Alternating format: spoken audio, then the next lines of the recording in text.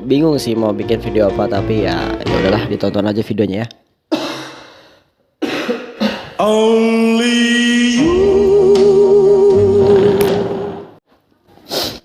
Halo guys, welcome back. Ya nggak welcome back sih, tapi welcome ya, karena emang pertama kali juga gue bikin video buat kalian, buat tugas. Oke, welcome. Ya, welcome. Jadi di sini nama gue Zidan Ali Zulkarnain. Gue mahasiswa Ilmu Komunikasi S1 di Unpam, Universitas Pamulang. Ya, jadi di semester 1 ini gue dapat matkul atau mata kuliah dari prodi gue Ilkom, yaitu broadcasting ya. Singkatnya kayak gue tuh dapat tugas ya, disuruh bikin broadcast teman-teman. Jadi kayak gue disuruh buat sebuah aksi, mungkin ya lebih ke arah kayak pengennya sih kayak dosen gue tuh ngasih praktek. Jadi kayak dia datang terus dia jelasin apa itu broadcasting, dan I got it, gue paham. Tapi dia mau nunjukin kalau kita paham itu dengan cara dia memerintahkan kita untuk membuat sebuah project video, like if you know then I will see gitu ya. Dia akan lihat, kayak dia tuh pengen banget ya, dia kayak nyuruh kita buat bikin contoh bikin video broadcast tuh gimana sih gitu. Oke, gue bakal coba. Cuman PR-nya ada lagi nih. PR ada lagi nih. Yang pertama, tugas itu dibagi kelompok. Menurut gue tugas kelompok itu gue bukan nggak setuju ya, tapi gue juga nggak masalah kalau tugasnya itu dibuat kelompok. Jujur gue ngerasa itu mempermudah, ya kan. Tapi yang jadi masalah adalah kelompoknya, satu kelompok tuh cuma 2 atau 3 orang. Kayak I mean like, kenapa harus dibikin kelompok kalau kelompoknya cuma 2 atau 3 gitu loh? Kenapa nggak kayak 5 minimal mungkin? Karena dalam proses broadcasting menurut gua ya, kalau emang yang mau perfeksionis ya langsung sekalian gitu. Kita bawa kru dan benar-benar kayak dipersiapin gitu. Kalau bikin kelompok cuma berdua, jatuhnya kayak kita bikin video broadcast ya seada-adanya gitu, dengan tim yang ya udah gitu, segitu aja. Dan hasilnya pun ya lu lihat sendiri. Belum ada menurut gue kayak yang benar-benar memukau banget di tugas broadcasting selama ini gue tonton ya. Kayak gue lihat juga di tugas-tugas yang sebelumnya di kalian kirim. Terus gue tonton juga videonya, kayak menurut gue basic semua gitu, kayak cuman ngasih tugas ya biasa gitu, tugas video. Kayak nggak ada bedanya sama yang spesial gitu. Ya karena emang kerjanya berdua doang gitu, dan dosennya juga bilang sekreatif mungkin. Oke, let me fix that. Like, gue tahu artis sekreatif mungkin berarti kita harus mengeksplorasi gitu ya. Kayak kita tuh benar-benar harus mengeksplorasi. Kayak kita benar-benar bebas banget buat nyari apapun, kayak referensi dari mana, buat seperti apa. Yang penting broadcasting, ya kan? Broadcasting. Tapi PR-nya adalah semakin, ini kalau gue ya pribadi, semakin disuruh untuk hal yang kita tidak tahu referensinya apa, sebagai Gen Z justru kita semakin bingung harus membuat apa. Gue sih relate sama ini karena gini, kalau gue disuruh bikin film, gue akan bikin film dan mudah untuk bikin film. Kalau gue disuruh bikin sinematografi, kayak gue disuruh bikin sinematik, dan gue bakal bikin itu, dan itu terasa lebih gampang karena emang gue bakal bikin itu. Tapi kalau disuruh bikin sekreatif mungkin, like oh my god, what should I do? Kayak apa yang harus gue lakuin, anjir, kayak terlalu banyak gitu. Jadi hambatannya di situ. Yang pertama, gue sekelompok sama Arik Akden, dan gue nggak ngajak dia shoot di sini sebelah gue. Misalkan gue langsung shoot ada dia di sini, enggak. Tapi emang gue sendiri shootnya. Mungkin nanti gue bakal libatin dia nanti, ya. Dan kelompokku cuma berdua, just 2 of us ya. Just the 2 of us ya, pokoknya gitu lah. Nah kita cuma berdua, dan sebenarnya juga gue udah pernah bikin video broadcasting ini dari lama. Kayak gue udah mikirin sama Rick, kayak Rick gimana ya kira-kira kita bikin broadcasting gitu.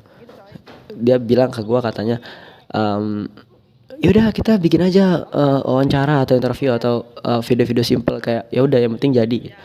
Like yes, it's good, kayak gue setuju gitu, kayak yang penting jadi tuh adalah teknik dimana lu tuh nggak kelihatan malas dan nggak kelihatan rajin juga gitu. Yang penting lu nyelesain gitu kan.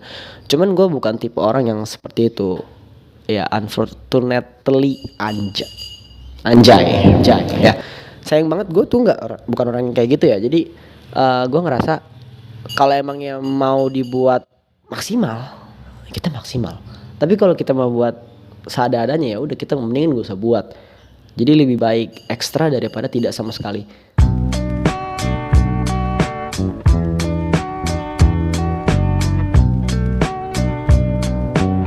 Apa yang kalian dengar suaranya bisa jernih ini karena gue menggunakan mikrofon. Jadi gue punya 2 device, yang satu buat kamera dan yang satu buat merekam suara gue. Jelas kalau ini mikrofonnya gue jauhin like this, ini suaranya bakal jauh. Dan ya kalau gue deketin jadi bagus.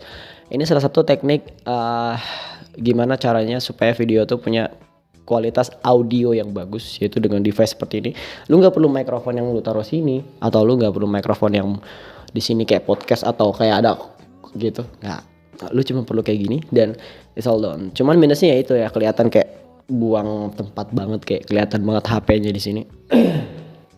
Nah, terus juga di sini gue bakal ngasih tahu bagaimana statement gue terkait sesuatu aja sih kayak yang sedang beredar ya di perkuliahan saat ini.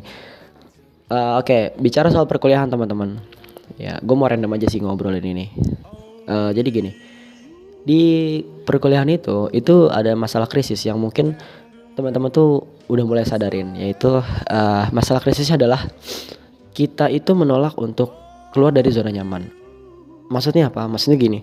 Oke, let's say kita tuh di semester 1 ya, kayak kita tuh semua masih ngerasa baru banget dan gak ada yang mungkin jauh berbeda dari pas kita zaman sekolah SMA atau SMK sebelumnya. Jadi kayak kita ngerasa kayak ya udahlah, mungkin kuliah ya hanya seperti itu aja gitu di awal-awal mungkin ya. Kayak gua ngerasa ini tuh udah harus diperbaiki, kayak bahkan yang udah jadi cutting pun masih banyak yang ngerasa seperti itu, kayak sifat kekanak-kanakannya di masa kuliah tuh masih ada. Contoh sifat kekanak-kanakan yang menurut gua sangat menggores nama mahasiswa adalah kebiasaan bergantung pada teknologi. Nah, sebenarnya gini teman-teman, gue tuh orangnya AI banget. Gue orangnya AI banget. Bahkan gue hidup diselimuti oleh AI, kayak gue ngerjain tugas pakai AI, ngisi Fordis pakai AI, bahkan gue ngejawab pun kadang pakai AI pertanyaan dari dosen gitu. Jadi semua itu serba AI dan gue ngerasa teknologi itu sangat membantu. Ingat ya, sangat membantu, bukan selamanya membantu. Jadi ibarat kayak ada temen lu tuh presentasi, kayak disuruh bikin PowerPoint, disuruh bikin materi, disuruh nyari materi, disuruh bikin makalah, dibikin PPT, terus nanti dipresentasikan, nanti ada sesi tanya jawab dan ada kesimpulan dan lain sebagainya. Itu basic ya, kayak bahkan di dunia persekolahan pun masih relate kayak gitu, masih ada, dan di perkuliahan juga ada gitu ya. Cuman even lu merasa kalau di kuliah itu bakalan lebih dewasa dalam segi pembuatan PPT, presentasi, ternyata dugaan gue salah. Kenapa begitu? Karena ketika gue baru masuk kuliah, gue tuh ngerasa kayak mungkin dunia kuliah tuh bakal lebih wah gitu ya, orang-orangnya bakal lebih hebat atau bakal lebih dewasa gitu. Karena jujur gue benar-benar excited banget awalnya. Cuman pas tahu ternyata pas masuk kuliah kita dikasih tugas kelompok, disuruh bikin PPT. Nah, mereka itu membuat PPT yang mungkin template-nya dari AI atau dari website. It's fine. Gue juga nyari kayak gitu. Untuk template is okay, desain is just desain, kayak ya udahlah, yang penting ada desainnya. Dan yang penting tuh isinya kan. Masalahnya adalah mereka itu menggunakan teknologi atau AI untuk membuat PPT. Mereka mengcopy and mereka meng-paste dalam PPT itu. Kayak isinya tuh penjelasan, bukan poin, tapi literally tulisan gitu. Dan ketika mereka presentasikan pun ya mereka baca itu semua, kayak mereka tuh benar-benar kayak baca dari A sampai Z, kayak nggak ada yang mereka pahami, seolah-olah kayak mereka tuh cuman membaca tulisan Dan setelah ditutup presentasinya ada sesi pertanyaan, yang memberi pertanyaan pun dia menggunakan teknologi juga atau AI, atau mereka tuh searching, browsing buat cari pertanyaan yang sulit, nanti ditanyakan kepada yang presentasi, dan yang presentasi pun menjawab dengan mencari jawabannya di teknologi atau AI atau di browsing. Kayak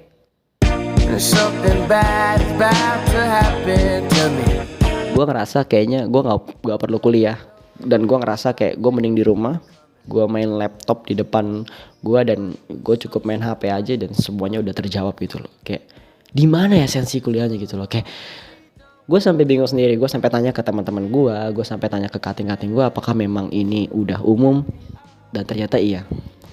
Dan mirisnya adalah banyak yang sadar kalau ini salah tapi mereka nggak mau bergerak.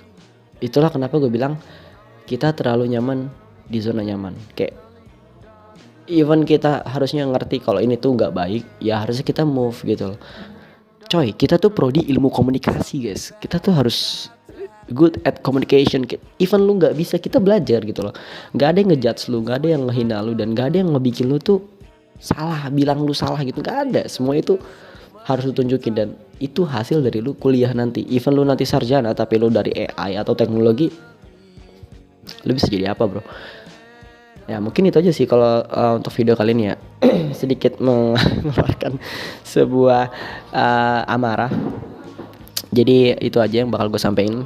Dan literally gue juga gak bisa ngomong banyak karena ini memorinya dikit ya. Jadi videonya gak bisa lama-lama. It's enough. Thank you buat yang udah nonton, dan semoga bermanfaat, and goodbye.